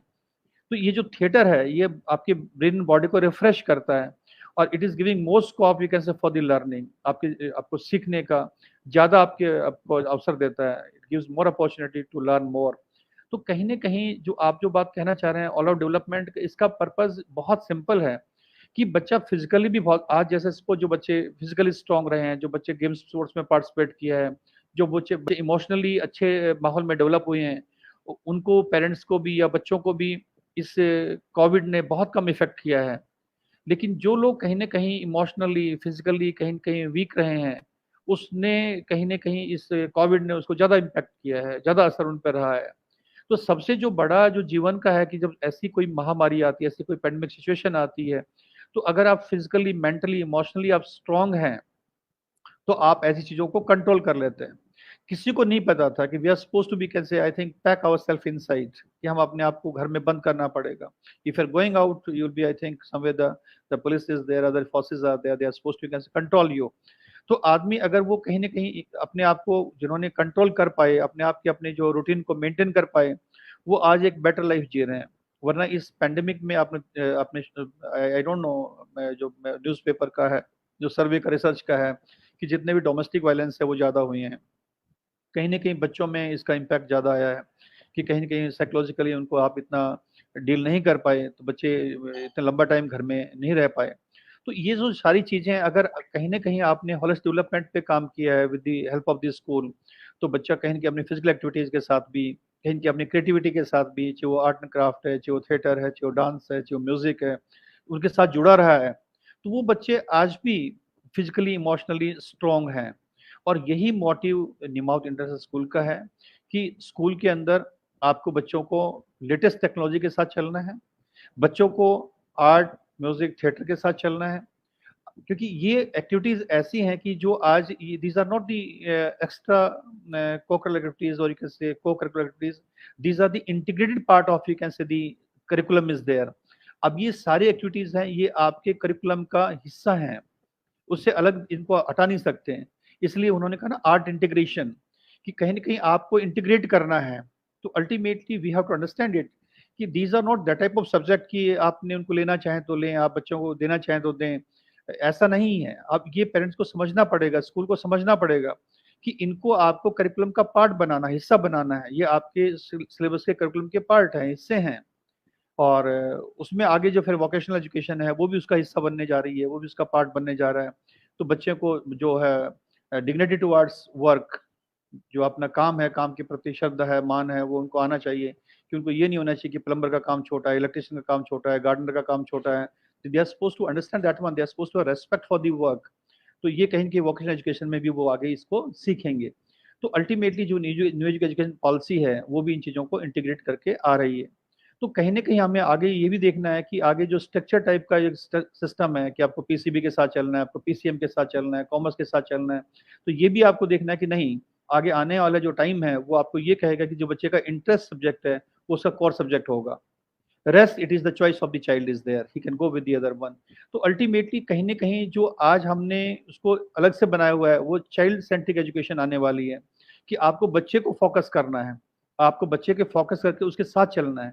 तो न्यू एजुकेशन पॉलिसी भी यही कहती है कि आप कहीं न कहीं, आप बच्चे को जो एकेडमिक प्रेशर है, वो ना देके, एकेडमिक लोड है, वो ना देके, तो आपके जैसे अब 5+3+3+4 जो एजुकेशन सिस्टम आने वाला है, तो उसमें जो फर्स्ट 5 ईयर हैं, नर्सरी से लेके, जहाँ 3+ से बच्चा स्टार्ट होगा और क्लास सेकंड तक, वहाँ पे बच्चे पे जो बैक का प्रेशर है, चाहे वो एकेडमिक प्रेशर है, चाहे वो असेसमेंट प्रेशर है, चाहे वो लर्निंग और राइटिंग प्रेशर है, you are not supposed to go with that pressure. तो it should be, you can say, joyful, you can say, teaching. तो you have to teach the child in that way, it should be in play way method, कि the child should love to come to school. वो जो 5 साल उसके golden year है, सुनहरे, जो 3 से लेके और आपके जो है 9 तक, जो आपके क्लास सेकंड तक, those are, you can say, I think, the beautiful year of, you can, child is there, जहाँ उस पर मैक्सिमम प्रेशर हम डालते हैं। और मैक्सिमम प्रेशर वो होता है, that is a negative part for the child, क्योंकि उसके सबकॉन्शियस माइंड में वो नेगेटिव चीज जाते रहती हैं। और वहाँ पे अभी जो चीजें हैं, चाहे आपने आर्ट का नाम लिया, चाहे आपने थिएटर का नाम लिया, चाहे आपने डांस म्यूजिक का नाम लिया, चाहे आपने स्पोर्ट्स का नाम लिया, तो वहाँ पे आपको बच्चों को जो सोशल स्किल्स हैं, काइनेस्थिक स्किल हैं, ठीक है, सोशल इमोशनल स्किल्स हैं, वो उनके साथ आप चलते हैं, उनको आप डेवलप करते हैं बच्चे के अंदर, वही चीज़ें उसके आगे आके उसका बेस बनती हैं, वही चीज़ें उसका बेस बनती हैं, और वही चीज़ें आगे उसको ग्रोथ देती हैं। तो ultimately we have to understand it in a better way. सब एजुकेशनिस्ट इनको जानते हैं, और बीइंग ए पेरेंट्स भी जानते हैं, बट दोनों को मिलके इस पे काम करना है, कि इतना प्रेशर बच्चे पे नहीं है कि सर इसको अभी लिखना नहीं आ रहा है, इसको अभी पढ़ना नहीं आ रहा है। तो I think we are suppose to understand it, कि बच्चे को पहले अगर लिसनिंग स्किल डेवलप करेगा, उसके बाद भी सेकंड पार्ट है स्पीकिंग स्किल। तो first you can say that is the L part is there, that is the listening skill is there. तो जो बच्चा सुनने में अच्छा है, जो बच्चा अच्छा सुनता है, वही एक the child is a good listener, can be a good speaker. तो it means first we have to teach the child, first we are supposed to prepare the child to go for the listening. ऐसे ही the child who is a good at the reading part, he can be good at the writing part. तो ये कुछ चीजें basic चीजें हैं, उनको हम स्किप कर जाते हैं। हम सीधा कहते हैं कि ये अच्छा नहीं बोलता है, ये अच्छा नहीं लिखता है। तो अच्छा बोलने से पहले अच्छा सुनना भी होना चाहिए, श्रोता भी होना चाहिए। Should be you can say good listener also, then he can understand you can say others. अच्छा लिखने से पहले he should be good at the reading part. अब घर में न्यूज़पेपर आते हैं, how many they used to read the newspaper? कितने घरों में न्यूज़पेपर आता है? I think it go you can say in the waste. उस पर कितनी सब्सिडी है, कितना वेस्टेज है, कितना अमाउंट है, I think we ignore it. वो सब चीजें निकल गई हाथ से। बच्चों के बर्थडे पे I used to tell the parents कि आप बच्चों को आप बुक्स हैं वो आप गिफ्ट में दीजिए, और रिटर्न गिफ्ट भी बच्चों को आप बुक्स दीजिए। तो ultimately you develop the habit कि आपके घर में 10 साल में एक अच्छी लाइब्रेरी बन जाएगी। In place of you are supposed to waste money, आप उनको कुछ और गिफ्ट दें, तो यू गिव देम बुक। तो ultimately these are you can say beneficial you can say for the kids. इसलिए कई बार जब जैसे समर वेकेशन है, I used to you can say ask the teachers to give you can say 2 additional book they are supposed to read. उसमें उसका फिर 10 number का एग्जाम ले लो। Same for you can say winter break is there, give you can say 1 book. तो साल में वो अपने सिलेबस के अलावा 2-3 किताबें पढ़े। Same for it is applicable for the teachers also, कि आप भी अपने करिकुलम के अलावा, सिलेबस के अलावा कुछ किताबें पढ़ें, and you are supposed to share you can say I think in your CV. तो ultimately these are the part until unless you are not a good teacher. जब तक जो अध्यापक है वो अध्ययन नहीं करता है, वो अध्यापक नहीं बन सकता है। तो being a teacher you are supposed to be good at the reading part. तो until unless you are not a good reader, it is difficult for you can say to be a good teacher। तो कहीं ना कहीं वो जो चीजें reading habit कहीं skip हो गई है, निकल गई है, तो उस पर we have to work on that. इसलिए हमेशा मेरे एक ध्यान होता है कि LSRW पे आपको काम करना है। आपने जो थिएटर की बात कही, मैं कई बार कहता हूँ थिएटर की कोई लैंग्वेज नहीं होती है, उस वहाँ पे कोई भाषा नहीं होती, the language is not a barrier there. जब रशियन बच्चे मैंने बुलवाए, रशियन बच्चों ने जो इन बच्चों के साथ काम किया, तो I think children they are not knowing Russian, and they were not knowing you can say I think the Hindi or you can say English very well, but when they were working together, so I think there you can say the super combination was there, it was a beautiful combination। क्योंकि theatre की कोई language नहीं है, तो body है वो अक्षरों को नहीं लेती, दिमाग है। आपने कई बार, आपने शायद आप इस बात को पेरेंट्स कई बार मैं समझाता हूँ कि जो दिमाग है वो अक्षर नहीं लेता है, वो नंबर नहीं लेता है। अगर वो नंबर लेता तो हमें 1 पेन के लिए 1 पेन नहीं दिखाना पड़ता, 1 पेन। तो अगर वो 1 लेता तो हमें वो 1 नहीं दिखाना पड़ता। अगर वो लेटर्स लेता तो हमें पी एन पेन पे तो पी लेता तो हमें फिर पेन नहीं दिखाना पड़ता। तो एप्पल के लिए फिर वो नहीं दिखाना पड़ता। तो अल्टीमेटली क्या है कि नहीं लेता है, लेकिन जो ब्रेन है वो कलर्स लेता है, वो साइज लेता है। तो अगर आप उन चीजों के साथ चलते हैं तो कहीं ना कहीं आपको पता लगता है कि जो जो जो थिएटर में जब बच्चे आपस में इंटरेक्ट करते हैं, जब आपस में एक्सप्रेस करते हैं, तो उसके अंदर से वो जो ओरिजिनल जो ह्यूमन बीइंग है वो निकल के आता है। और इसलिए हमेशा मैं समझाता हूँ कि रिलीजन्स की बात आपकी अलग है, लेकिन इनको कहीं ना कहीं you are suppose to teach them to be a good human being, they are suppose to adopt the humanity, कि कहीं ना कहीं वो मानवता को अपनाएं। उनको ये होना चाहिए कि my religion is humanity is there, मेरा जो धर्म है वो मानवता है, and I should be a good human being. तो उसको जो पहले बाद में फिर वो हिंदू बने, मुसलमान बने, क्रिश्चियन बने, कोई भी बने, बट उससे पहले एक अच्छा इंसान बने। So that is, I think, the basic requirement of the society is there. So we are supposed to go with the human values. तो वही ह्यूमन रिसोर्सेज पे काम करना है। तो ये टीचर्स को भी मैं समझाता हूँ कि the child you can say is a human resource, and you can say the human potential is there. It means you are supposed to make the best use of the human potential. तो वो जो बच्चा है वो human resource है, और उस human resource का अपना एक पोटेंशियल है, you are supposed to explore it.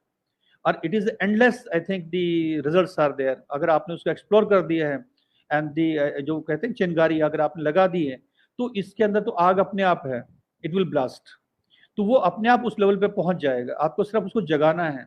तो being a teacher you are supposed to with the child, being a parent you are supposed to with the child. And I think कई बार मैं इस बात को फिर वैसे भी कहता हूँ कि जो 9 months in the वोम and 9 years later on, ये जो 9 month और 9 year हैं, these are very crucial time is there where you can say the mother and the mother teacher, they are very important one। फिर ये आप 9 year बच्चे को देखभाल कर लें, फिर 90 years the child will take care for you। आपने अगर 9 साल बच्चे को देख लिया है and you have given the good, you can say I think, जिसको एक परवरिश कहते हैं, एक अच्छी आपने उसको एजुकेशन है, अच्छी परवरिश से कहीं हैबिट फॉर्मेशन पे आपने ध्यान दिया है, तो फिर 90 साल आपको देखने की जरूरत नहीं, 90 ईयर्स द चाइल्ड विल कैसे लुक आफ्टर यू। वरना तो आपको 100 साल उसके साथ उंगली पकड़े चलना पड़ेगा, and all the time you are supposed to be in the back, all the time I think they need you. अगर आपने 9 साल उनको नर्चर कर दिया है, 9 साल उनको बहुत अच्छा देख लिया है, तो फिर 90 ईयर्स बच्चा फिर आपको देखेगा। तो चाइल्ड इज डिपेंडेंट, तो आपको उसको डिपेंडेंट ना बना के उसको इंडिपेंडेंट बनाना है। तो कहीं ना कहीं जो हम जो काम कर रहे हैं वो डिपेंडेंसी पे काम करके, the child should be dependent on us, we are not making independent. इसलिए कई बार मैं पेरेंट्स को भी समझाता हूँ, कई बार घर में भी करता हूँ, कि आप कोई घर के कुछ डिसीजंस हैं आप लेते हैं, कई बार बच्चों को भी इन्वॉल्व कर लो, उनकी भी कई बार राय ले लो, कि आप उसको माने या ना माने, that's a different one. But I think when you involve them in the decision making, later on I think they will take the decisions in a right way. वरना क्या होता है, कई बार जैसे आप जॉब के लिए आती हैं कि जी मेरे को अपने हस्बैंड से पूछना पड़ेगा, मेरे को अपने फादर इन लॉ से पूछना पड़ेगा, मेरे को अपने फादर से पूछना पड़ेगा, तो ultimately sometime you are not independent also, it means you can say dependent on, you can say somebody। तो ultimately you are suppose to be, because उनको हम चीज सिखाते नहीं है, the decision making power we are not teaching them how to take decisions. तो वो जो चीजें हैं वो फिर लाइफ में आगे जाके लैक करती हैं।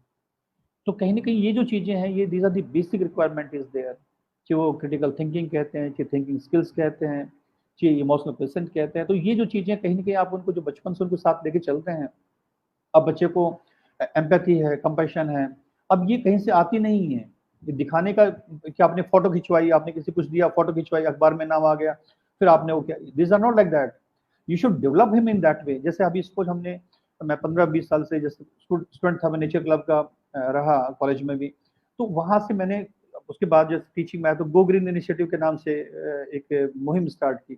तो उसमें मैं पेरेंट्स को हमेशा ये समझाता हूँ कि बर्थडे के ऊपर आप कुछ भी ना करें, बच्चे के हाथ से एक प्लांट लगवा दें। आप अपने अपने बर्थडे पे, अपने एनिवर्सरी पे अपने घर में प्लांट लगा दें, अपने गार्डन में बाहर प्लांट लगा दें, कोई सरकारी आपका जो है प्लेस है वहां पे उनकी पूछ के उनके हिसाब से प्रॉपर वे से प्लांटेशन कर दें। तो वो जो आप कर रहे हैं, तो जो बच्चा इंडस्ट्रीज बनेगा तो उसको सिखाना नहीं पड़ेगा कि पोल्यूशन एक्ट क्या है। The child, you can say, he himself, you can say, accept that one, कि I'm the part of, you can, this system, so he will, I think, not damage the environment, he will be, you can say, I think, somewhere take care for the environment, वो अपने आप उस चीज का ध्यान रखेगा। लेकिन ये चीज आपको अगर बचपन से आपने गो ग्रीन के बहाने से, नेचर क्लब के बहाने से अगर ये चीज इन्वॉल्व की है, तो child will develop in the same way. तो इसी को कहते हैं हैबिट फॉर्मेशन, इसी को कहते हैं होलिस्टिक डेवलपमेंट। क्योंकि जब वो बड़ा बनता है, तो ये नहीं है कि जैसे आपने कहा कि बड़ा बनता है तो वो बहुत बड़ी चीजें होनी चाहिए। जैसे आपने एक सिस्टम स्टार्ट किया कि आप क्लास से बाहर निकलते हैं, आप लाइट ऑफ करेंगे, फैन ऑफ करेंगे, एसी ऑफ करेंगे, तो I think same way you can the child will adopt, you can set home also, घर भी उन चीजों को ऐसे ही करेगा। ये नहीं होगा कि आप एक रूम में सो रहे हैं, सब रूमों के फैन चल रहे हैं, एसी चल रहे हैं, तो ही विल अंडरस्टैंड इट, वो समझेगा कि इलेक्ट्रिसिटी सेविंग का मतलब ये होता है इलेक्ट्रिसिटी जनरेटिंग, जितना आप इलेक्ट्रिसिटी सेव कर रहे हैं उतना ही इलेक्ट्रिसिटी आप जनरेट कर रहे हैं। ऐसे पानी का है, आपने कहा बच्चों को आपको वाटर बॉटल लेके आना है, तो अननेसरी जो पानी वहां वेस्ट होता है, ठीक है, तो वो that water you can save it. तो ultimately you are suppose to understand it, lot of ways are there where we teach them, where we make them aware about the social issues. तो वो उनको वो social issues से aware उनको कर सकते हैं, तो दे अंडरस्टैंड इट, कि जब दिन में अच्छी लाइट है तो हमें लाइट क्यों जलानी है, जब वेदर अच्छा है तो हमें एसी वो क्यों चलाना है, it is not, you can say, I think, essential one. तो they are suppose to understand all these things, कि what is hygienic for them, what is good for them, what is bad for them, and how they can save money and how they can कैसे waste money. तो they can differentiate कि पैसा कैसे बचाना है, light कैसे बचानी है, वाटर कैसे सेव करना है, तो they are suppose to understand it. तो ये सारी जो चीजें हैं, ये होलिस्टिक डेवलपमेंट में कहीं की उसके पर्सनैलिटी का पार्ट है। और ऐसे इसमें दो पार्ट हैं, the interpersonal skills and the intrapersonal skills, कि बच्चे को आपको सिखाना है कि उसकी अपनी स्ट्रेंथ क्या है, उसकी अपनी वीकनेसेस क्या है, तो ही शुड अंडरस्टैंड इट। ऐसे ही जब दूसरे के सामने आपको बात करना है, तो you are supposed to understand what is the interpersonal skills are there, how you are supposed to, I think, interact with, you can say, the other people. It may be, you can say, the relatives are there, it may be, you can say, your teachers are there, it may be, you can say, other, you can say, the member of the society is there. So it means they are supposed to understand and they are supposed to develop, you can say, which one, the interpersonal skills.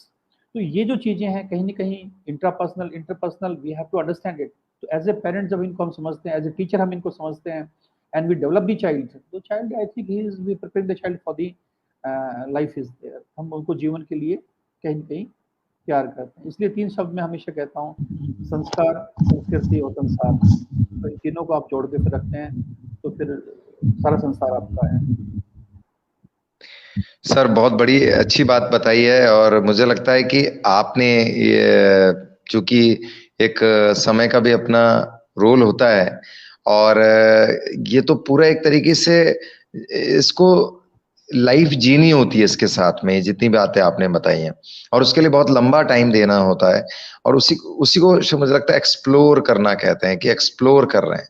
लेकिन आपने जो explore करना, वो जिस तरीके से time to time की बात होती है, उसमें टाइम इंपॉर्टेंट हो जाता है। आपने जो इस प्रिंसिपल नामा के प्लेटफॉर्म से इसको बताया, लेकिन मैं तो उसको क्रिप्स वे में ही मानता हूं कि आपने बताया स्टूडेंट्स या जो भी यहाँ पेरेंट्स हैं या जो टीचर्स हैं या जो भी ऑडियंस हैं, ये सर ने जो बात बताई है, एक लंबा उसके लिए आपको टाइम देना होता है, एक लंबी एक उसके लिए एक्सरसाइज करनी पड़ती है, उसके साथ उसका गेम प्लान करना पड़ता है पॉजिटिव वे में। जो सर ने बताया, मुझे लगता है बहुत इंपॉर्टेंट बात हुई है, बहुत इंपॉर्टेंट डिस्कशंस हुए हैं। सर एक लास्ट बात अब हम पूछना चाहेंगे, क्योंकि जो घड़ी की सुई है वो भी एक इशारा, क्योंकि जो है काफी हम लोग अच्छी बातें चल रही थी, लेकिन चूंकि एक समय होता है। लेकिन एक बात ये जरूर करना चाहूंगा, जितनी भी चीज आप बता रहे हैं, एक इम्पोर्टेंट मेरे लिए, या मैं कहूँ जो मेरा एक्सपीरियंस है बहुत समय से देखते देखते, कि हम एक तरफ टीचिंग टर्मिनोलॉजी या जो टीचिंग स्टाफ है वो ये कहता है कि ठीक है, जब बच्चों को सिखाने की बात आती है कि यस, एक टीम वर्क की तरह से होता है, लेकिन वहीं जब टीचर्स खुद आपस में ग्रुपिज्म में आ जाते हैं या ग्रुप्स में आ जाते हैं, शायद वहां कहीं एक नेगेटिव अप्रोच शुरू हो जाती है। आपके एक लंबे एक्सपीरियंस में, और खासतौर पे जब से आप प्रिंसिपलशिप आपके पास आई है, सर इस चीज को कैसे अवॉइड किया जा सकता है, जिससे कि हम जब टीम वर्क की बात बच्चों के लिए करते हैं, तो वो टीचिंग जो स्टाफ है या जो स्कूल मैनेजमेंट है या जो लोग जितने भी वहां काम कर रहे हैं, उनके बीच में भी वो पॉजिटिविटी बनी रहे। सर ये एक बार आप कैसे इसको हैंडल करते हैं, या कैसे करा है, या आगे कैसे करेंगे, तो जिससे कि पूरा का पूरा एनवायरनमेंट या जो उस जगह का, उस बिल्डिंग का, उस कैंपस का जो माहौल बना रहे वो पॉजिटिव बना रहे। सर ये it is I think the beautiful question is there. कई बार क्या होता है कि एक टीचर बहुत अच्छा होता है, teacher is very good, you can से एकेडमिक पार्ट, उसका नाम होता है। तो कई बार हम लोग एज ए मैनेजमेंट एक गलती कर बैठते हैं कि एक अच्छे टीचर को हम प्रिंसिपल बना देते हैं। तो हमने देखा कि टीचर का एक अपना रोल अच्छा है, टीचर का एक अपना पढ़ाने का तरीका अच्छा है, टीचर का एक बच्चों में एक अप्रोच अच्छी है, लेकिन वहाँ हमने एक अच्छा टीचर खो दिया। We are getting a weak principal. हमें एक अच्छा टीचर वहाँ से मिस हो गया, हमसे हमारे हाथ से निकल गया, और हमें एक वीक एडमिनिस्ट्रेटर मिल गया, जहाँ पे पॉलिटिक्स के चांसेस ज़्यादा होते हैं। सेकंड पार्ट जो आपने बताया, इसका जो पार्ट होता है कि sometime the management they appoint some persons though they are not, you can say maybe deserving one, और they appoint, you can say as a principal. तो वहाँ भी एक पॉलिटिक्स का पार्ट स्टार्ट होता है। थर्ड होता है कि जहाँ प्रिंसिपल विजनरी हो, इनोवेटिव हो, कई बार मैनेजमेंट को डाइजेस्ट नहीं होता है, तो वो भी एक पार्ट होता है एक जो पॉलिटिक्स का। तो अल्टीमेटली जब मैनेजमेंट है वो विजनरी है, उनके सामने अपना गोल जो है सेट है कि मेरे को अपने इंस्टीट्यूट को कहाँ लेके जाना है, मेरे अपने इंस्टीट्यूट की सोशल वैल्यूज़ क्या होनी चाहिए, मेरे इंस्ट्रूमेंट जो इंस्टीट्यूशन है इसके जो प्रोडक्ट हैं वो मार्केट में जब आएगा तो किस तरह से आना चाहिए। तो वहाँ पे एक जो विजनरी प्रिंसिपल उनके पास हो तो शायद पॉलिटिक्स का जो है वो रोल बहुत कम होता है, क्योंकि जो प्रिंसिपल होता है वो उन टीचर्स को इंगेज रखता है, बिजी रखता है, और जब उसका जो पार्ट है वो एक टीम बनाना होता है, because he himself A part of that one. इसलिए फिर मैं अपने जहाँ स्कूल में होते वहाँ पे एक मैं वीकली बेसिस पे एक उनके साथ हम इंटरेक्शन करते हैं टीचर के साथ, उसको मैं कहता हूँ प्रिंसिपल की पाठशाला। तो उस प्रिंसिपल की पाठशाला में यही होता है कि I used to give them opportunity to come out, and when they come out, I think I always tell them कि एक word होता है gratitude. We are supposed to be, I think, thankful to each other because we are learning from each other, because everybody is having something, nobody is blank.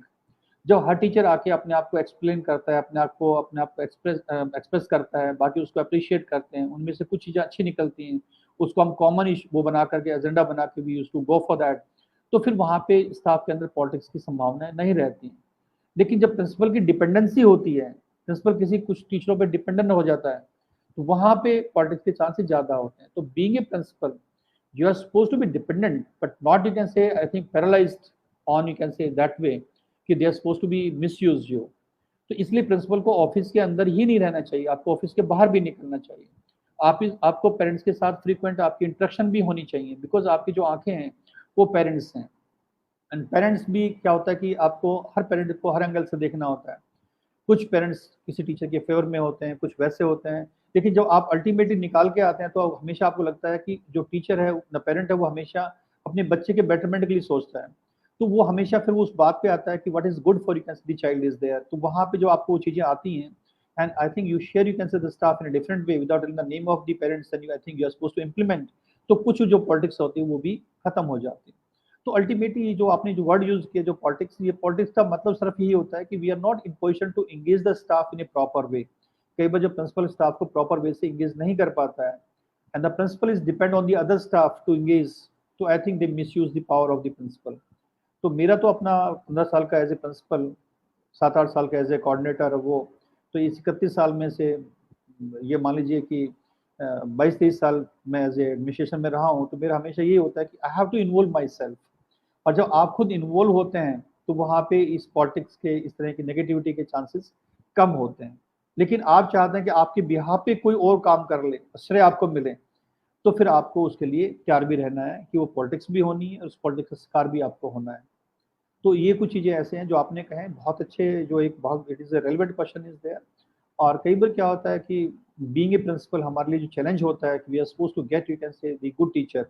तो कई बार जो teacher हैं सभी अच्छे टीचर होते हैं, but I think as a principal you are supposed to groom them, you are supposed to explain about the vision of the institution, and you take, you can see your principal, the teachers, you can say, with you as a team, और that is I think your success is there। वही आपकी success है, आप उन teachers को साथ लेके चलते हैं, उन टीचर्स की एक टीम बना करके, जो मैनेजमेंट का एक विजन है, जो आपने एक, जो आप स्कूल का एक सपना है और बच्चों के लिए आपने जो सपना देखा है, तो उस सपने में जब उनको आप इन्वॉल्व करते हैं तो फिर इस तरह की नेगेटिविटी के, जो पॉलिटिक्स के चांसेस कम रह जाते हैं। तो being a principal you are supposed to wise, you are supposed to have, you can say, the wider vision, and you are supposed to have, you can say, more positivity। Her teacher के अंदर कोई न कोई positive चीज छुपी हुई है, जब आप उससे वो चीज निकालेंगे तो वो उस पर वर्क करवाएंगे, तो मेरे ख्याल से उस टीचर के अंदर पॉलिटिक्स की गुंजाइश नहीं रहती है। लेकिन जब आप किसी को इग्नोर करते हैं और किसी को इम्पोर्टेंस देते हैं, तो नेचुरल बात है वो जो इम्बैलेंस है वो आपको उस पॉलिटिक्स का चांसेस देते हैं। तो यही आपकी ब्यूटी है कि आप उन चीज़ों को कैसे बैलेंस करते हैं। That is the beauty of your administration, that is the beauty you can say as a, I think, principal, and that is the beauty of the institution कि आप अपने स्कूल कैसे निखार के लेके आते हैं। And wonderful question I think you ask. बहुत से स्कूल जो हैं बहुत अच्छे लेवल पे पहुंच जाते हैं, फिर उनका डिक्लाइन शुरू हो जाता है, ठीक है। तो वो डिक्लाइन शुरू का भी यही पर्पज़ होता है। कुछ स्कूल जो होते हैं वो बहुत छोटे होते हैं, लेकिन कोई प्रिंसिपल एक आया, एक टीम अच्छी बनी, वो स्कूल अचानक उस सिटी के अंदर, उस शहर के अंदर, उस स्टेट के अंदर एक अच्छा नाम कमा बैठते हैं। तो ये जो चीज़ें होती हैं, उसका चीज़ें यही होती हैं कि हर राइट आदमी को राइट प्लेस पे आपको फिट करना, उसके अंदर जो उसका पोटेंशियल है उसका मैक्सिमम यूज़ करना, और उसको अप्रिशिएट करना, उसको रिकॉग्नाइज कराना। कि जब तक उसको रिकॉग्नाइज नहीं करेंगे, अप्रिशिएट नहीं करेंगे, उसको वो स्थान नहीं देंगे, तो वो अपना 100% नहीं दे पाता है। कि वो बच्चा है, तो अगर बच्चे को भी स्पोर्ट्स में अच्छा कर रहा है, एकेडमिक में अच्छा नहीं कर रहा है, तो आप उसको स्पोर्ट्स में उसको हाईलाइट करिए, लेकिन एकेडमिक में उसको हल्का सा एक्स्ट्रा टाइम भी दीजिए, तो the child will give you 100%। लेकिन स्पोर्ट्स में अच्छा कर रहा है, वहाँ तो आपने अप्रिशिएट किया, लेकिन जहाँ एकेडमिक्स में वो वीक है, वहाँ उसने आपने इस तरह से सपोर्ट नहीं किया, तो वो अच्छा नहीं दे पाएगा अपना, बिकॉज पेरेंट्स उसको सपोर्ट नहीं कर पाएंगे। तो वही टीचर के साथ है, अगर वो अपना एक्स्ट्रा टाइम आपको दे रहा है, तो कहीं एक्स्ट्रा इंक्रीमेंट है, एक्स्ट्रा ऑनरेम है, एक्स्ट्रा कहीं रिकॉग्निशन है, तो that is to be required. वही प्रिंसिपल का और मैनेजमेंट का काम होता है। They are supposed to work as a team.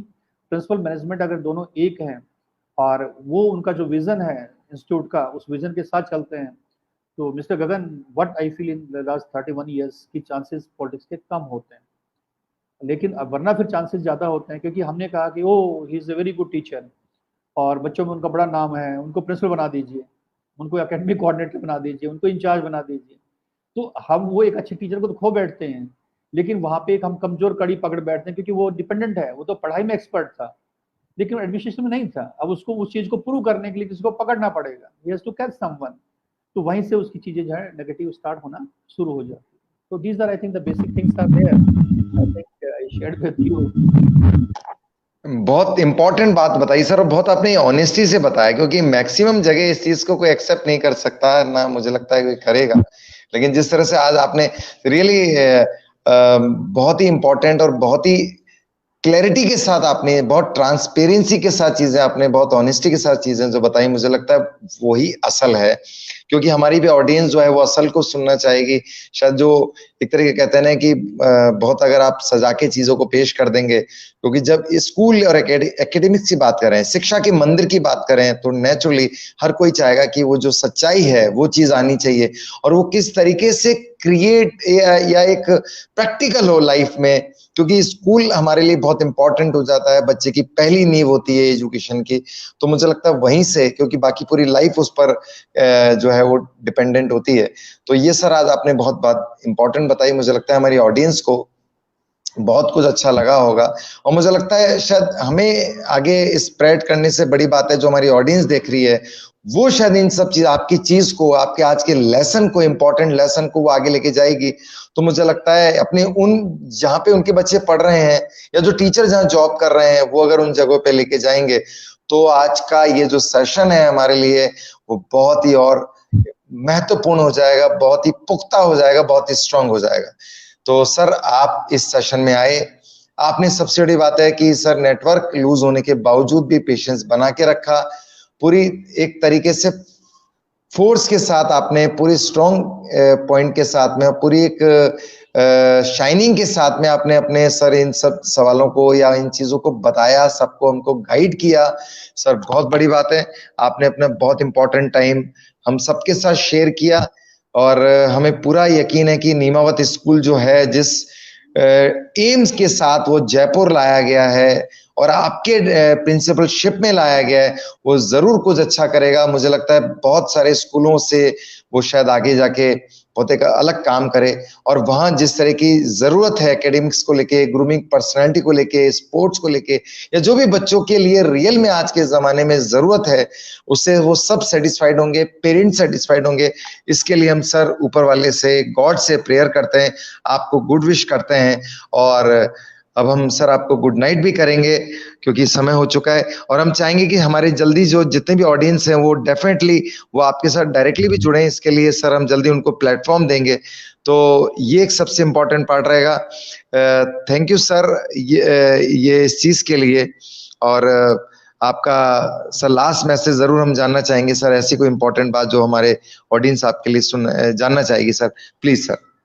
Mr. Gagan, I think I'm thankful to you and you can say your principal नामा टीम, कि आपने एक एजुकेशनिस्ट हैं, जो एकेडमिशियन हैं, जो समाज में कहीं न कहीं एक चेन का काम करते हैं, उनको उनके साथ जोड़ते हैं, जो एक्चुअल कंज्यूमर हैं, जो पेरेंट हैं, और वो दोनों मिलकर के उस बच्चे के डेवलपमेंट के लिए, भविष्य के लिए कुछ चीज़ें निर्धारित करें, उन पे मिलकर के दोनों काम करें। इससे महत्वपूर्ण काम समाज में कोई नहीं हो सकता।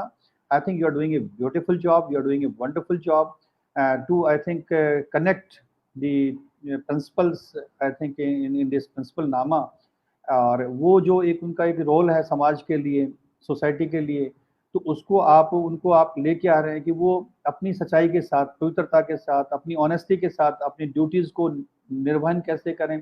जैसे आज आपने कहा संडे था, मैं आपको संडे की बात बताता हूँ कि I got information from one parent, I got a call कि सर मैं आज स्कूल में आ रहा हूँ और मेरे को आपसे मिलना है। I am telling it, I was not telling कि आज संडे है। मैंने कहा yes, most welcome, 10 o'clock I will be there and 10 to 2 you can same there, बाकी अगर आप जिस टाइम भी आना चाहिए शेयर विद मी। तो अल्टीमेटली क्या होता है कि उस पेरेंट को एक जो रिलीफ मिला कि प्रिंसिपल इज विद मी। जैसे ऑफिस में पेरेंट्स आते हैं तो उनको भी मैंने ओपन डोर पॉलिसी दिया हुआ है कि पेरेंट्स कभी भी आता है तो वो कभी आपको डिस्टर्ब करने नहीं आता है। जब पेरेंट्स आता है तो वो आपके पास कहीं ना कहीं आपका एक शुभचिंतक बन के आता है। He is sharing something with you, he is not coming as a you can say complain about this school, he is coming as you can say to suggest something which is you can say better for the institution.